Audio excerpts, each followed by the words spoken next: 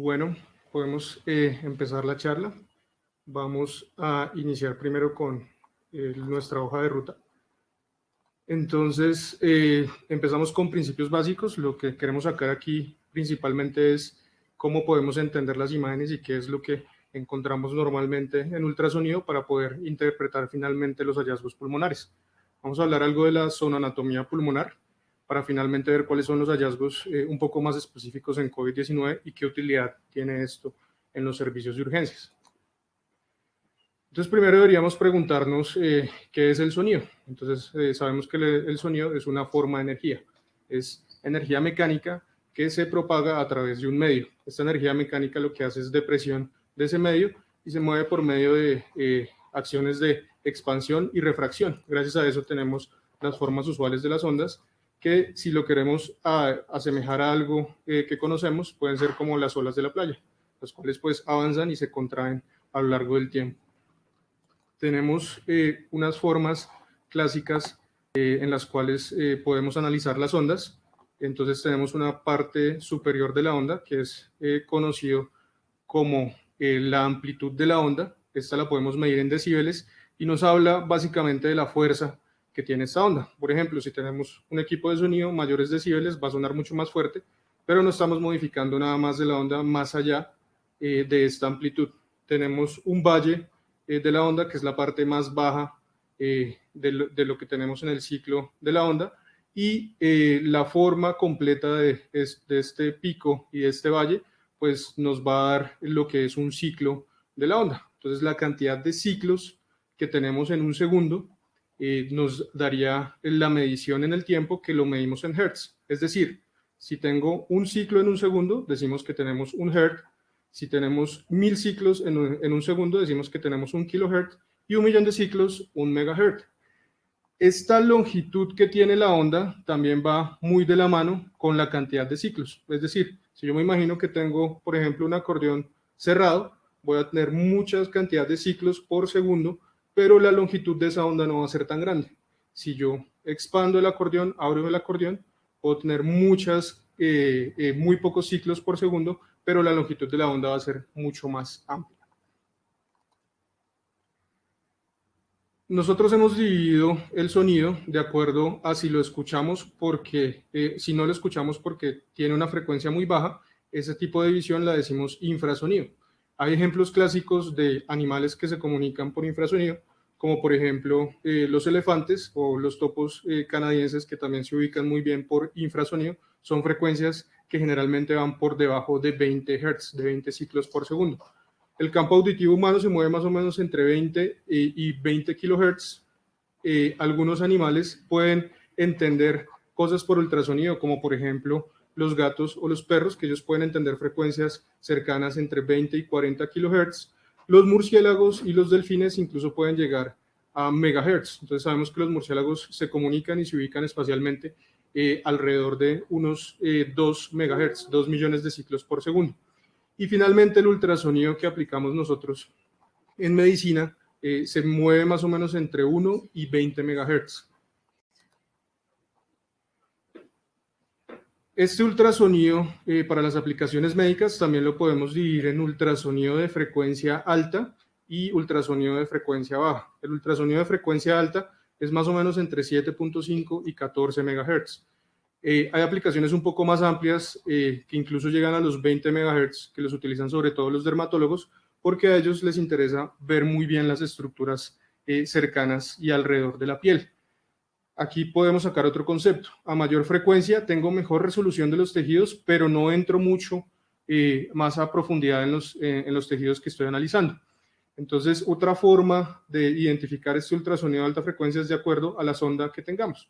Entonces, si tenemos este transductor, que vemos acá la huella, que la huella es esta parte gris, que es lo que está en contacto con la piel, y lo vemos plano, identificamos que es un ultrasonido de alta frecuencia debido al transductor lineal. Otro espectro es el ultrasonido de baja frecuencia. Baja frecuencia se mueve más o menos entre 1 y 5 MHz, y lo podemos identificar los transductores porque son convexos, como es el caso aquí de este transductor, se mueve entre 1 y 5 MHz, o uno microconvexo cardíaco, que es un poco más intermedia su frecuencia. ¿Qué otras características importantes tiene el ultrasonido de baja frecuencia? que le permite esta onda, que tiene una longitud mucho más amplia, entrar más a profundidad en los tejidos. Entonces acá podemos analizar estructuras que van a profundidades más allá de 6 centímetros, incluso hasta 25 o 30 centímetros de profundidad. En esta imagen lo que queremos graficar es cómo funciona el principio piezoeléctrico para analizar las imágenes en el ecógrafo. Entonces tenemos acá inicialmente una estructura que tiene unos cristales. Esto fue inicialmente descrito por los hermanos Jacques y Pierre Curie sobre los mediados de los años 1800. Ellos demostraron que existían ciertas estructuras o algunos cristales que cuando los estimulábamos con una fuente eléctrica, ellos se deformaban y enviaban una señal de sonido. Este es el efecto piezoeléctrico directo. Pero también describieron el efecto piezoeléctrico inverso, es decir, que cuando estos cristales son estimulados por sonido, se deforman y envían una señal eléctrica. Esta señal eléctrica, en últimas, es la que analiza el ecógrafo y nos da la imagen en una escala de grises. Pero esta imagen él la reconoce de acuerdo a qué fue lo primero que chocó en el sonido. Entonces vemos, por ejemplo, que en este caso la parte superior de la cabeza es la que va a estar en la parte superior de la pantalla, los ojos es lo que le va a seguir y la boca va a ser lo último. Si yo hubiese puesto el transductor en la parte lateral, lo que hubiese puesto superior en la pantalla al transductor sería la parte lateral de la cabeza y así sucesivamente hasta la parte más medial, en este caso. Más adelante ponemos un ejemplo un poco más claro para no enredarnos tanto espacialmente. Otra de las características importantes que tiene el sonido es la velocidad de propagación y esta depende mucho de la densidad del sitio donde se esté moviendo el sonido. Por ejemplo, el aire, como nos comunicamos, es de lo que peor tiene velocidad de propagación.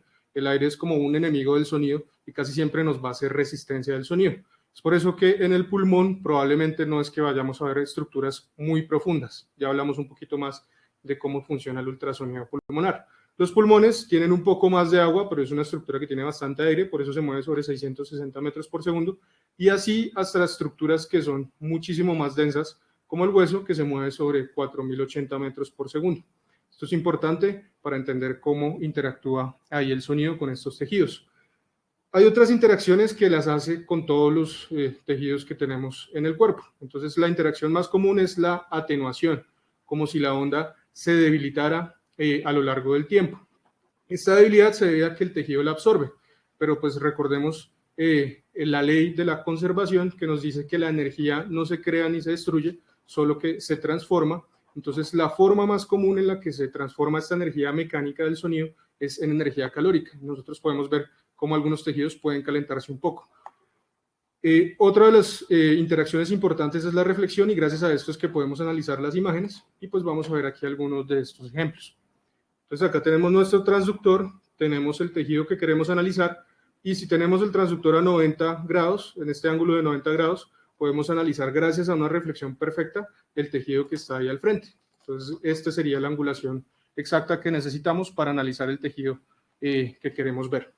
Si hacemos algo de angulación, vamos a perder gran cantidad de esa información. Entonces, por eso es importante esta angulación. Este es otro ejemplo de lo que sucede con la absorción y cómo se va atenuando la onda. Entonces, vemos que se debilita a lo largo del tiempo y que el tejido la absorbe y la convierte en calor.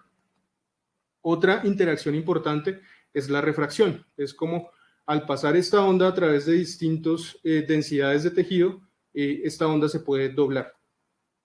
Donde generalmente entendemos este principio es el ejemplo con las ondas de luz. Tenemos un vaso con agua, un pitillo o en este caso un lápiz y vemos como la densidad del agua versus la densidad del aire hace que las ondas de luz partan o hicieran un efecto como si se partiera el lápiz. Existen modos de imagen. Existe el modo A que hoy en día solamente se utiliza en el campo de oftalmología, el modo B para el cual sirve la mayoría de ultrasonido focalizado que vamos a hacer y nos permite ver la imagen en tiempo real de lo que está sucediendo en el cuerpo. Esta es una imagen en modo B, brillo o 2D del pulmón. Entonces tenemos una costilla superior, una costilla inferior, una línea que correspondería a la línea pleural y de ahí hacia abajo lo que más o menos podemos interpretar del parénquima. Seguido del modo B existe otro modo que es el modo M o modo motion o movimiento, que lo que me hace es trazar una línea, esa línea que me traza como es el ejemplo aquí con la línea amarilla, me va a aumentar la resolución de lo que está sucediendo en ese tejido y me lo va a seguir a lo largo del tiempo. Entonces, si yo pongo modo M en el pulmón entre la línea pleural, obtendría esta imagen. Si se dan cuenta, al principio de la imagen tengo unas imágenes como en barra. Esta imagen en barra significa que no hay nada ahí moviéndose y podría decir que lo de acá arriba es piel del tejido celular subcutáneo, piel del tejido celular subcutáneo, músculo acá abajo, para finalmente llegar a la línea pleural que acá me está cortando en la muestra del modo M. Y al cortarme, como hay movimiento ahí abajo, se interrumpe esas líneas estáticas en barra y se forma como una distorsión ahí del tejido. Entonces esta distorsión asemeja a una imagen entre arena y playa, y así lo conocemos como el seashore sign, o el signo de la arena y playa, donde pues la arena es el movimiento y las olas de la playa sería lo estático. Si existe movimiento en la línea pleural, hablamos de que es un pulmón normal, que no hay un neumotórax. Es uno de los signos que nos permite descartar el neumotórax. Hablando un poco más de la orientación, debemos recordar que son imágenes o el cuerpo, pues estamos en tercera dimensión, pero obtenemos imágenes en 2 dimensiones, por eso podemos enredarnos un poco o desubicarnos espacialmente. Pero existen ciertas convenciones que nos hacen ubicarnos de forma adecuada espacialmente. Entonces, una es que el transductor siempre va a tener una marca, y esta marca, cuando hacemos un corte longitudinal, la debemos llevar hacia la cabeza del paciente. Y en la pantalla del ecógrafo, la marca va a estar a la izquierda de la pantalla. Esto nos permite saber que si trazamos una línea en la mitad de la imagen, lo que esté de la mitad hacia el punto de la pantalla va a ser cefálico, o sea, hacia acá va a estar la cabeza del paciente, hacia acá va a estar la cabeza del paciente, y de la mitad hacia abajo del punto va a ser caudal, o sea, hacia acá van a estar los pies del paciente y hacia acá van a estar los pies del paciente. Si hacemos un corte transversal, el punto o la marca del transductor va a ir a la derecha del paciente. Entonces acá hacemos el mismo principio, en la pantalla la marca va a estar a la izquierda, cosa que si trazamos una línea en toda la mitad, tenemos de la mitad hacia el punto lo que es derecho del paciente y de la mitad hacia afuera del punto lo que es izquierdo del paciente. Y donde a veces podemos enredarnos un poco más es cuando hacemos los cortes coronales. Tenemos el mismo principio, la marca del transductor hacia la cabeza del paciente, cosa que nos permite hacer que si trazamos una línea en la mitad, cefálico es lo que esté de la mitad hacia el punto y caudal lo que esté de la mitad hacia afuera del punto, pero lo que nos puede enredar un poco es interpretar qué es lo medial y qué es lo lateral en el paciente. Entonces recordemos que el transductor donde lo estemos apoyando va a ser lo primero que va a poner ahí en la pantalla. Entonces esto va a ser piel, tejido celular subcutáneo, y el órgano más grande ahí pegadito al transductor, pues va a ser el hígado en esta imagen. Entonces, esto nos hace decir que lo primero que aparece en la pantalla es lo más lateral del paciente, el hígado. Y lo más medial, que como sabemos, pues el riñón es más medial, y la columna, que es esta línea que vemos acá abajo, es todavía lo más medial de esa imagen y es lo medial del paciente. Entonces, gracias a esto sabemos que en este corte axial, lo más distal acá sería lo medial y lo proximal sería lo lateral del paciente. Hay otra cosa muy importante a la hora de analizar el pulmón y son los artefactos que se forman en el pulmón. Vamos a mencionar algunos que son los artefactos más comúnmente encontrados en ultrasonido. Los artefactos son imágenes que se presentan debido a la interacción que sucede del sonido con los tejidos y que no corresponden a la realidad de lo que está sucediendo anatómicamente. Entonces tenemos acá este primer ejemplo, que sería un ejemplo de cómo se ve la sombra acústica. Entonces tenemos un objeto que vamos a analizar y lo analizamos por ultrasonido, choca con el objeto y de ahí hacia abajo se pierde la información de la señal. Esto se llama sombra acústica. En el pulmón lo podríamos ver cuando hacemos un corte longitudinal sobre las costillas. Entonces acá tenemos una costilla superior y debajo de esta costilla, como es una estructura cálcica, pues tenemos una sombra acústica. La línea pleural en la mitad y la costilla inferior en este caso también nos genera ahí la sombra acústica. Otro artefacto muy importante es el reforzamiento posterior. Sería como inverso a lo que acabamos de explicar. Entonces hay ciertas estructuras que hacen como que se mejorara el brillo después de que pasa por ellas. Lo que sucede comúnmente de reforzamiento posterior es con las estructuras que tienen agua, sangre, como por ejemplo los quistes o un derrame pleural. Vean esta imagen. Tenemos acá un tejido consolidado y abajo un derrame pleural, una estructura que es anecoica. Anecoico le decimos a lo que es negro en ultrasonido y precoico lo que es blanco. Entonces acá esta estructura anecoica hace que se mejore el brillo de ahí hacia abajo. Entonces vemos como si se reforzara ahí la sonda, por eso la onda, por eso se llama reforzamiento posterior. Acá en este ejemplo del hígado, lo mismo tenemos, puede ser un vaso o un quiste, y de ahí hacia abajo se mejora o se aumenta el brillo. Ese es el reforzamiento posterior. Este artefacto es el más importante a la hora de interpretar el pulmón. Entonces tenemos acá un esquema de lo que es el pulmón. Es costilla, costilla, sombra acústica y la línea pleural. El artefacto que vamos a hablar se llama reverberación. La reverberación, la mayoría de nosotros tuvimos contacto cuando éramos pequeños, íbamos a un sitio abierto cercano a una montaña y gritábamos eco. Entonces ese grito se devolvía muchas veces eco, eco, eco, sin que nosotros siguiéramos hablando. Eso es como lo pone en la pantalla en últimas el ecógrafo. Entonces tenemos una línea acá que es la línea real y se repite muchas veces esa línea hacia abajo sin que necesariamente haya algo ahí abajo. Entonces estas son líneas de reverberación. No significa que exista realmente nada más allá hacia abajo. Entonces lo que sucede es que enviamos nuestra señal de sonido, esta choca con la línea pleural que es aire, el aire le da mucha resistencia, como vimos, poca velocidad de propagación, se devuelve nuevamente al transductor y así sucesivamente sigue rebotando esta señal y nos genera estas imágenes en reverberación, que si las analizamos aquí en una imagen real de lo que sucede en el pulmón, tenemos línea o sombra acústica de la costilla, sombra acústica de la costilla y línea pleural. Y si se dan cuenta, puras líneas horizontales que corresponden a reverberación. En el pulmón estas líneas horizontales las llamamos líneas A. Y significa que hay aire dentro del pulmón, lo cual es normal. Es un pulmón aireado, no patológico.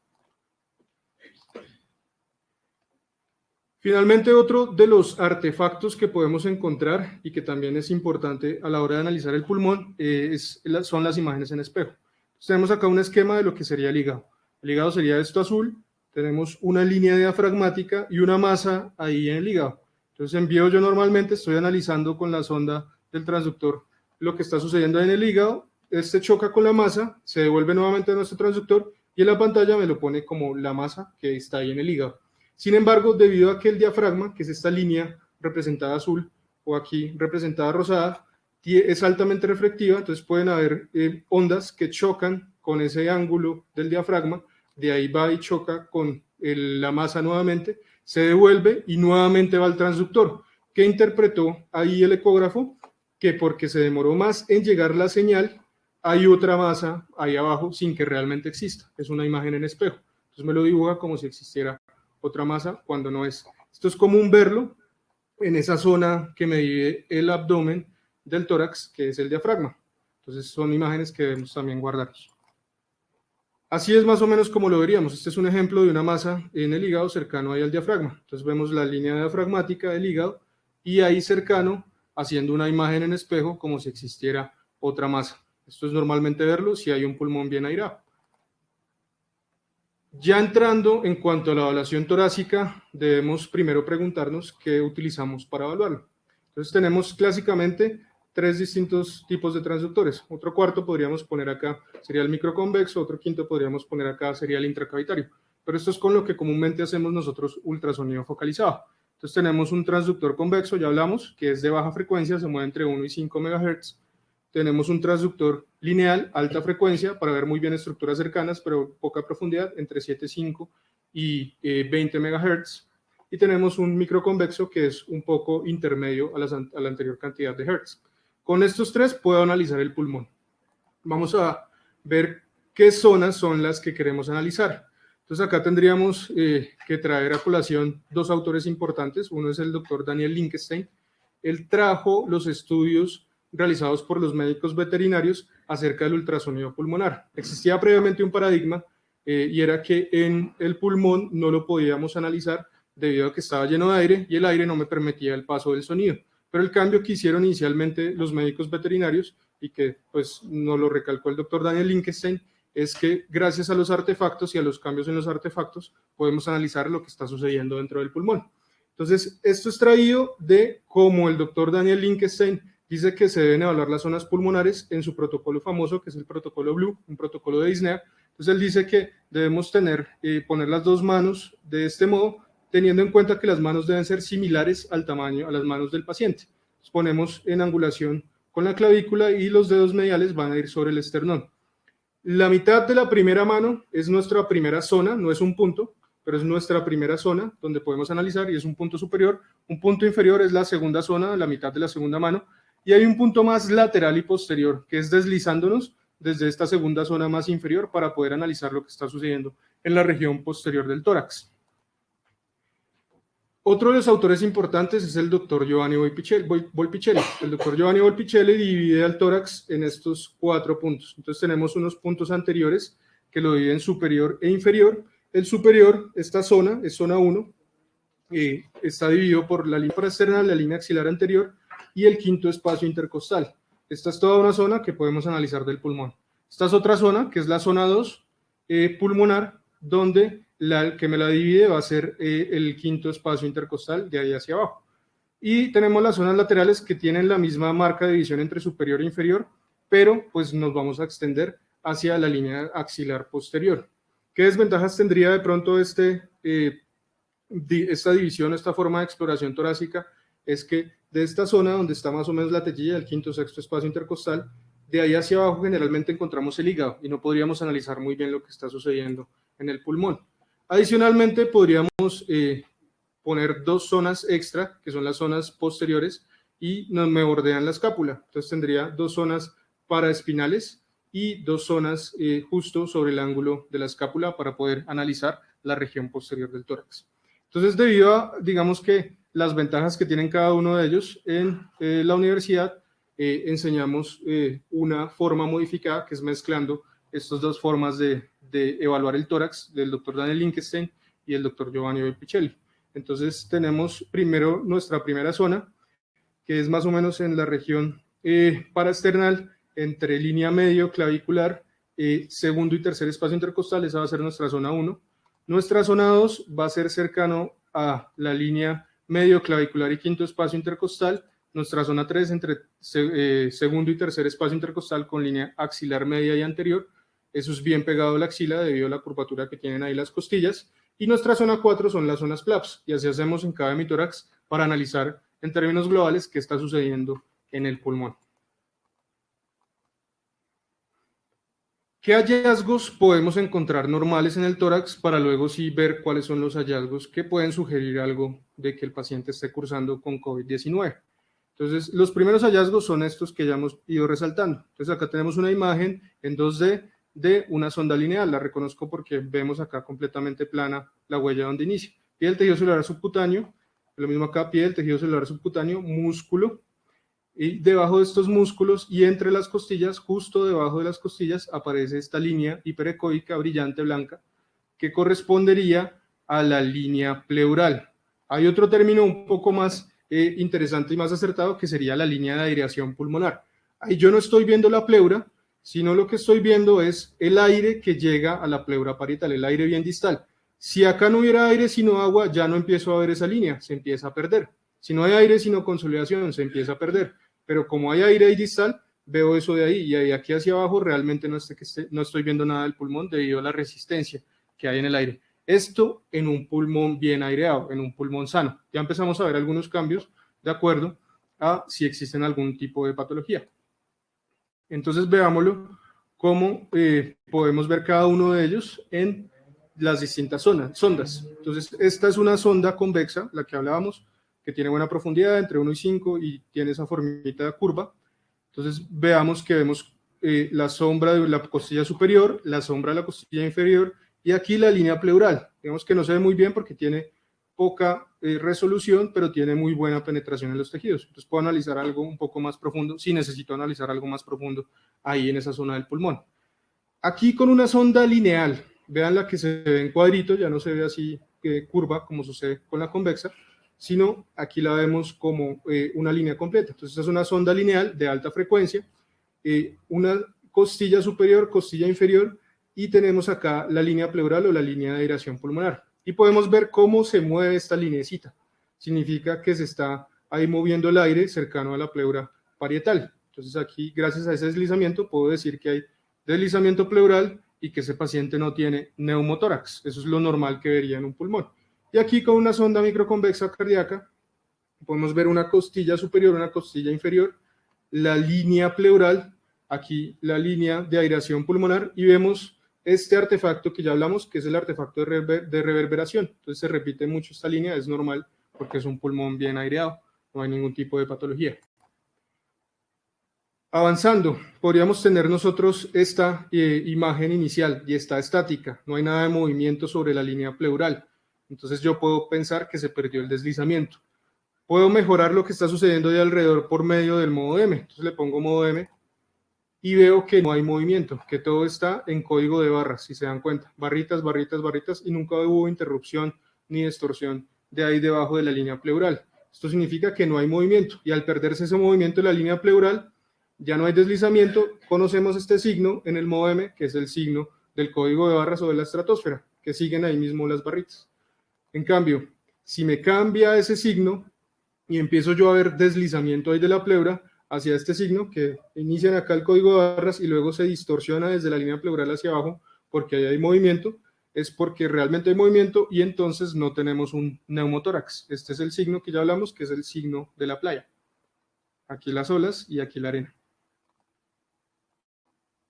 Entonces, conforme se va perdiendo el aire del pulmón, o voy ganando agua, o voy haciendo las dos a la vez, empiezo a tener este tipo de artefactos. Si se dan cuenta, pueden perderse en parte las líneas A, que eran las líneas verticales, horizontales, qué pena, y empiezan a aparecer estas líneas que son verticales, van desde donde inicia la línea pleural hasta el final de la pantalla. Estas no son conocidas como líneas A, sino aquí estas ya las conocemos como líneas B. Conforme va ganando más agua el pulmón o perdiendo más aire, empiezan a aparecer todavía más líneas B, y así sucesivamente hasta que se unen estas líneas B, y podemos ver un patrón que han descrito como en haz de luz o en cascada. Cuando vemos así este blancamiento pulmonar, podemos decir que hay muchas líneas B juntas y que aquí hay un problema intersticial muchísimo más amplio, menor cantidad de aire, mayor cantidad de agua en ese pulmón. Si ganamos todavía más agua y vamos perdiendo todavía más aire, empezamos a ver imágenes de consolidación. Esta es una consolidación pulmonar e incluso podemos ver algo que se describe como broncograma aerodinámico. Entonces vemos cómo cambia de color de anecoico a hiperecoico, anecoico cuando tenía agua, pus, esos bronquios, y hiperecoico cuando entra el aire. Si hay broncograma aerodinámico, algunos dicen que es un poco más específico de que eso es neumonía y no tanto atelectasia. Lo mismo pasa al otro lado. Vemos cómo el pulmón ya no tiene su característica normal, que eran solamente las líneas A, sino que ya realmente estamos viendo el parénquima pulmonar, porque es un pulmón que ya está enfermo, hay una consolidación, incluso una hepatización. Así más o menos se ve el hígado y por eso lo llaman también hepatización pulmonar. Si todavía tengo más agua, empezamos a tener derrames pleurales. Los derrames pleurales, como ya hablamos, el agua es anecoica, entonces vemos completamente negro, y ese límite que habíamos hablado previamente entre el tórax y el abdomen, que es el diafragma, generalmente en un pulmón sano, bien aireado, no debo ver la columna, que es esta imagen hiperecoica aquí abajo. ¿Por qué? Porque hay aire, y el aire no me permite el paso del sonido. También en este caso tengo agua, me permite buen paso del sonido, e incluso puedo ver la columna en el tórax. Eso es un signo conocido como el signo de la columna. Entonces me habla que todo lo que hay acá es derrame pleural, pero pues más allá de eso, pues veo la imagen anecoica sugestiva del derrame pleural de este paciente. Pero más allá de eso también puedo caracterizar muy bien el tipo de derrame. Si se dan cuenta, acá tenemos un derrame tabicado, veo muchos septos, entonces me puede llegar a predecir qué tipo de derrame tiene este paciente, y es mucho más sensible en ese sentido que la tomografía para analizar los derrames. Entonces, basado en lo que hemos hablado previamente, debemos hablar que en el pulmón encontramos los hallazgos de acuerdo a la relación aire y agua. Generalmente esa relación va más a favor del aire, o sea, tenemos más aire que agua dentro del pulmón, y por eso vemos las líneas A. Si inicialmente tenemos una imagen así estática, donde no hay movimiento de la línea pleural porque solamente estoy viendo el aire, sería una imagen de neumotórax, pérdida del deslizamiento pulmonar. Si yo le pongo el modo M a esto, vería el código de barras que habíamos hablado previamente. Si el pulmón es un pulmón normal, con un poquito más de agua en este caso, o un poquito menos de aire, empiezo a ver las líneas A. Entonces veo el deslizamiento aquí pleural, y hacia abajo estas líneas horizontales conocidas como líneas A. Conforme voy ganando más agua, empiezan a aparecer las líneas B. Entonces ahí veo cómo aparecen estos rayos que inician desde la línea pleural y van hasta el fondo de la pantalla, líneas B. Voy ganando más agua, estas líneas B se van uniendo, me forman este patrón de cascada o haz de luz o blanqueamiento pulmonar, que es que se han unido muchas líneas B y alcanzo a ver todo este brillo del pulmón. Gano más agua, pierdo más aire, entonces tengo ya hepatización pulmonar, incluso puedo ver el broncograma aerodinámico del cual habíamos hablado, y es que ahí los bronquios entra el aire y sale el agua constantemente. Y ya el patrón que hablamos de derrame pleural cuando solamente estoy analizando agua.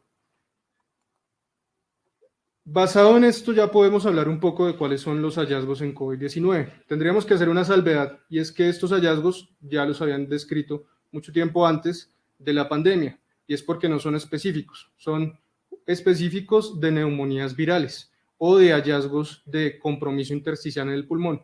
Pero hoy en día, si lo llevamos a la clínica, es como decir que tenemos un paciente con neumonía multilobar patrón viral y hoy en día nosotros pensar que eso es por influenza. Entonces, no, hoy en día sabemos que eso puede ser más probable que sea por COVID debido a la prevalencia de la enfermedad. Entonces, haciendo esta salvedad, podemos hablar de cuáles son los hallazgos que comúnmente encontramos en COVID-19. Traigo este artículo, lo que me parece interesante es cómo los autores relatan la fisiopatología de lo que encontramos normalmente en el pulmón y cómo esta fisiopatología hace los cambios que vemos en ultrasonido. Entonces tenemos este ejemplo inicial donde tenemos los alvéolos y alrededor de los alvéolos vemos los septos interlobulares que se están edematizando. Hay como líquido intersticial o una inflamación ahí intersticial. Y al haber esa inflamación, empiezan a formarse entonces las líneas B. Las líneas B es que ya podemos ver esa separación de esos septos interlobulares. Conforme ese pulmón se inflama más y empieza a haber alvéolos llenos de pus y un movimiento entre alvéolos sanos y alvéolos llenos de pus, empezamos a tener uno de los signos también característicos o que han descrito en COVID-19 y es la interrupción de la línea pleural o esa línea pleural partida, el shred sign que están diciendo ahí en este artículo. Y podemos ver que esto es simplemente por el cambio que hay entre pulmón sano y pulmón enfermo. Conforme esto va creciendo podemos tener algo de patrón empedrado o incluso consolidaciones que están ahí pegados a la pleura, que pues son mal llamadas consolidaciones subpleurales porque pues todas las consolidaciones van a ser por debajo de la pleura, no existe ninguna consolidación por encima de la pleura, pero lo que nos ayuda a acordar este término es que la consolidación está muy pegada a la pleura y gracias a eso la podemos ver por ultrasonido y son consolidaciones pequeñas que ahí vamos a ver. Entonces, gracias a esto, o este artículo nos permite gráficamente acordarnos de qué es lo que está sucediendo ahí dentro del pulmón. Ahora, podemos hacer una extrapolación acerca de los hallazgos en tomografía y lo que vamos a ver por ultrasonido. Digamos que tomografía sería el gold standard para entender qué está sucediendo en el parenquima pulmonar. Vemos este pulmón por tomografía, no veo vidrio esmerilado, de hecho es un pulmón sano. Lo voy a analizar por ecografía, puede ser la fase inicial de la enfermedad, todavía sin neumonía. Analizo esta zona, e incluso puedo tener una neumonía un poco más central, no tan periférica, un foco neumónico, una consolidación un poco más central, no tan periférica, que no sería característico de COVID-19, pero podría existir. Y al analizarla por ultrasonido, pues lo que tengo es un pulmón normal, que ya hemos hablado de él. Vemos la línea pleural y varias líneas A, líneas de reverberación, pulmón sano. ¿Cómo lo vería en el video? Así, línea costilla, costilla, línea pleural y aquí me apareció una que otra línea A. Conforme avanzamos en la enfermedad, aquí no me da la siguiente, creo que era. Conforme avanzamos en la enfermedad, entonces empezamos a ver vidrio esmerilado en la tomografía. Si analizamos por ultrasonido justo esa imagen de vidrio esmerilado, significa que hay inflamación ahí en los septos interlobulares, todavía en una imagen clara de consolidación. ¿Qué obtengo yo? Empiezo a ver líneas B. Esas líneas que van verticalmente desde donde inicia la pleura hasta el final de la pantalla. Si no son muchas, como este es el caso, un vidrio esmerilado ahí sutil, periférico, así también lo vería yo en la imagen. Una que otra línea B. Aquí también otro concepto. Si yo veo de más de 2 líneas B por espacio intercostal, si es patológico, vamos a analizar. Ahora, si yo tengo un vidrio esmerilado mucho más amplio, como esta manchita que vemos acá en esta tomografía, y yo la analizo por ultrasonido, entonces la imagen que yo obtengo va a ser más líneas B. Entonces veo muchas líneas B alrededor porque todos estos septos interlobulares están inflamados. Entonces, ¿qué obtengo yo? Esta imagen. Entonces veo una imagen donde tengo muchísimas líneas B, blanqueamiento pulmonar, incluso una imagen en cascada. Continuando, tendríamos este otro tipo de imagen. El pulmón, ya vemos que hay áreas que se están consolidando y estas consolidaciones características de COVID-19 también se han descrito como cercanas a la pleura, periféricas. Entonces, si yo analizo esa zona, voy a ver consolidaciones descritas, mal descritas, como ya mencionamos, subpleurales, hay pegaditas a la pleura. Entonces, ¿cómo vería yo esta imagen? Entonces, vean acá en una sonda lineal, vemos la línea pleural y esa línea pleural se interrumpe por algo negro, algo completamente anecoico acá abajito. Y esa es una consolidación subpleural. Sé que no es un derrame porque se está moviendo ahí con la respiración y por eso puedo entender que hay consolidaciones allá alrededor. Estos son hallazgos todavía más específicos ahí de COVID. Ya tengo muchas más consolidaciones, es un pulmón más enfermo. Lo analizo por el ultrasonido, tengo más consolidaciones subpleurales que la única que estábamos viendo ahorita. Entonces, ¿cómo vería eso en el ultrasonido?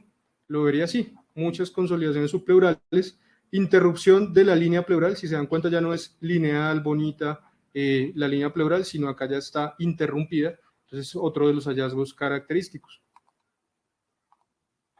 Finalmente, puedo ver hepatización pulmonar en la tomografía. Y lo mismo voy a ver en ultrasonido. Si yo analizo ese tejido pulmonar por ultrasonido que está hepatizado, voy a tener la imagen característica de hepatización. ¿Qué veo? Lo que ya habíamos hablado previamente. Un pulmón que parece un hígado tiene ese broncograma aerodinámico, veo ahí cómo entra y sale el oxígeno alrededor, el aire alrededor de ese broncograma. Entonces, finalmente, basado en toda la experiencia que se hizo de ultrasonido, el doctor Giovanni Volpicelli, a finales del año pasado, describió en su artículo cuáles eran los hallazgos más comunes que él veía de COVID-19 en ultrasonido pulmonar. Entonces, son los hallazgos que ya hemos mencionado. Entonces, podemos ver aquí engrosamiento un poco de la línea pleural con imágenes en cascada, líneas B difusas. Lo mismo al otro lado, líneas B un poco más amplias, acá ya vemos incluso más profundidad de estas líneas B. Conforme avanzamos, es más diciente la alteración que hay en la línea pleural. Entonces vemos engrosamiento e interrupción de la línea pleural, el shred sign. Entonces todo esto sumado a las consolidaciones subpleurales nos hablan de que es una enfermedad que compromete el intersticio de forma periférica, en este caso y en el contexto de la prevalencia actual de la enfermedad, se interpretaría como COVID-19. Y es por esto que también el doctor Volpicelli en este artículo dice que lo debemos interpretar en el contexto. Entonces, si es una probabilidad clínica basada en nuestro juicio clínico de un paciente que probablemente tiene COVID, dolor de garganta, fiebre, anosmia, y hacemos estos ultrasonido pulmonar y encontramos estos hallazgos, pues muy probablemente es secundario realmente al COVID-19. En esta otra imagen quería resaltarles los distintos hallazgos de acuerdo a la línea pleural y a las consolidaciones que podemos encontrar en distintas enfermedades y cuáles son un poco más características de COVID-19. Si se dan cuenta, son un poco más características, pero no son exclusivas, no son solamente en esta enfermedad donde lo podemos encontrar. Entonces, recordemos, la línea pleural va a ser fragmentada o irregular, o el shred sign, si es COVID-19. Si es un edema pulmonar cardiogénico, pues va a ser una línea pleural mucho más delgadita, bonita, que es completamente regular. En el SDRA es similar a lo que encontramos en COVID-19. Neumonía bacteriana generalmente es un solo foco de neumonía y en esa zona pues perdemos la imagen de la línea pleural. Y así también podemos hacer el ejemplo con las consolidaciones. Entonces, una consolidación grande, pensamos de una vez en neumonía bacteriana. Un derrame pleural grande nos descartaría también la presencia de COVID-19. No lo descartaría, sería menos frecuente de que fuera en un paciente con COVID-19. En cambio, esas consolidaciones pequeñas y subpleurales podemos decir que son más características de COVID-19. A estos hallazgos incluso los podemos seguir en el tiempo y nos hablan del deterioro que ha tenido el paciente o de la recuperación. Entonces, un paciente inicialmente con líneas A y como vimos en el ejemplo de las tomografías, va a ir progresando hasta consolidación y conforme él se va recuperando, pues vamos viendo cómo va mejorando esta aireación pulmonar. Acá podemos ver también cuáles son las interpretaciones de cada una de ellas. línea pleural irregular o línea pleural partida. Vemos también consolidaciones subpleurales pequeñas, las cuales se mueven ahí con la respiración, y vemos líneas B coalescientes para finalmente consolidación pulmonar. Entonces esto nos habla de que podemos seguir si hay mejoramiento o empeoramiento de la enfermedad. Traigo este estudio publicado a mediados del año pasado, es un estudio holandés, ellos cogieron una muestra por conveniencia de 100 pacientes y lo que querían ver era qué rendimiento diagnóstico tenía el ultrasonido pulmonar enfocado para COVID-19 versus PCR o tomografía, que es el gold standard en este estudio. Entonces ellos tienen un score que si les daba 2 o más ya era diciente de COVID-19. Entonces vean el score cómo se basa. Entonces tenemos línea pleural, si la veían irregular, 2 puntos. Líneas B, menos de 3 líneas B por espacio intercostal, 9 puntos, más de 3 o más líneas B por espacio intercostal, 1 punto.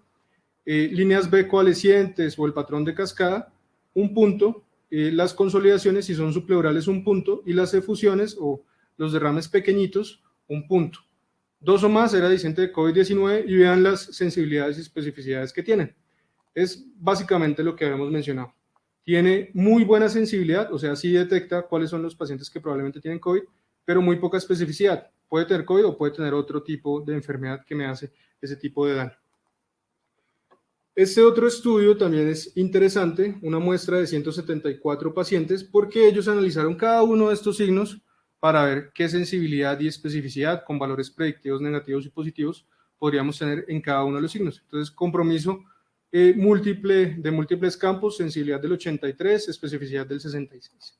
Posteriores, aumenta un poco la especificidad a costas de la sensibilidad. Compromiso bilateral, aumenta un poco más la especificidad y la sensibilidad. Compromiso posterior bilateral, más específico todavía. Cualquier línea B, pues es sensible, pero no es tan específico. Vemos que eso es también compromiso intersticial en cualquier otra enfermedad.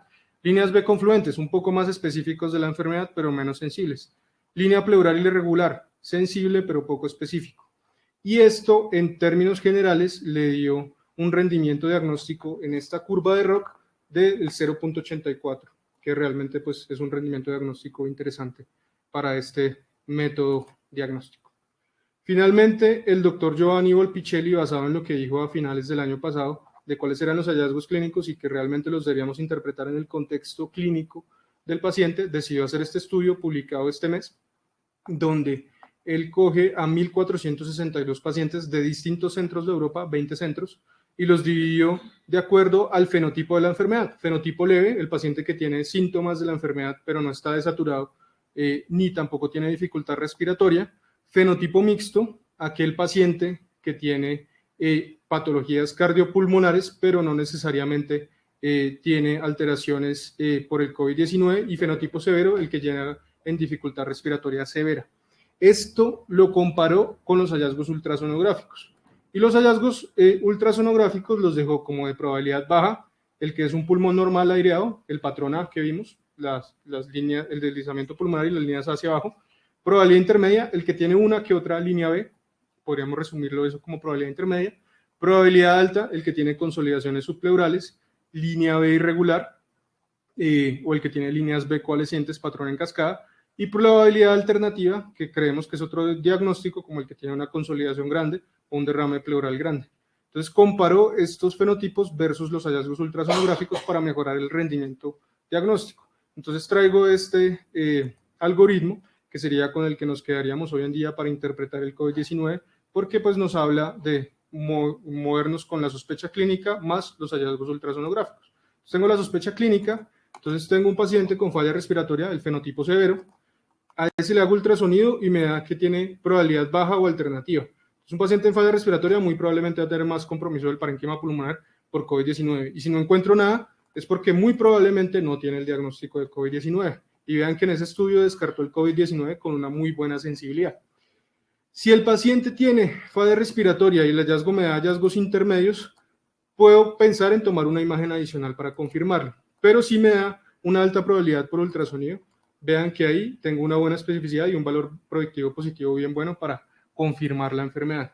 Si mi sospecha diagnóstica en un fenotipo leve, el que tiene signos de la enfermedad pero no está desaturado ni tiene dificultad respiratoria, si me da baja, intermedia o alternativo, pues no es concluyente y me hace descartar la enfermedad. Pero si me da alta, tengo una buena especificidad y un valor predictivo positivo bueno para confirmar COVID-19. Y finalmente el fenotipo mixto, los pacientes que tienen alteraciones cardiopulmonares de base, puedo tener hallazgos ultrasonográficos bajos o de diagnóstico alternativo, me descarta COVID-19 con una especificidad alta, 94.7. Si me da intermedia, realmente debo buscar con una imagen adicional confirmar mi diagnóstico. O si me dan el fenotipo mixto, hallazgos altamente sugestivos de COVID-19, confirmo mi diagnóstico con buenas especificidades y valores predictivos positivos. Resaltar de esto, y es que pues las imágenes altas en un fenotipo alto, pues nos van a dar un buen rendimiento. Las imágenes que nos dan probabilidad baja o alternativa, me va a descartar el COVID también con un buen rendimiento. Entonces, por esto que lo debemos interpretar en el contexto clínico del paciente. Entonces, finalmente, con las conclusiones que podemos sacar del ultrasonido pulmonar en COVID-19, pues inicialmente todas las cualidades del ultrasonido, que lo podemos repetir en cualquier momento, no da radiación ionizante, el paciente no lo necesitamos mover o movilizar para la toma, por ejemplo, de una radiografía o una tomografía, como sucede en esto. De las desventajas grandes es que es operador dependiente, pero como vimos, la interpretación del pulmón realmente no requiere de una experticia muy grande para llegar a interpretar lo que está sucediendo alrededor del pulmón. En el contexto actual de la pandemia, y porque las neumonías que son multilobares periféricas, hoy en día las interpretamos más o es más común que sean por COVID-19, entonces tenemos un buen rendimiento en el contexto actual de la pandemia. Faltaría ver, pasada la pandemia, qué rendimiento tiene para el ultrasonido para detectar realmente COVID-19, que ahí sí se alejaría. Siempre lo debemos correlacionar con la clínica, es decir, si el paciente tiene clínica muy sugestiva de COVID y hago el ultrasonido pulmonar y me dice que, no es, que es COVID, pues ahí confirmo y tiene muy rendimiento según lo que vimos previamente. Y que podemos seguir al paciente a lo largo del tiempo para saber si se ha ido recuperando o si ha ido mejorando del COVID-19. Muchas gracias.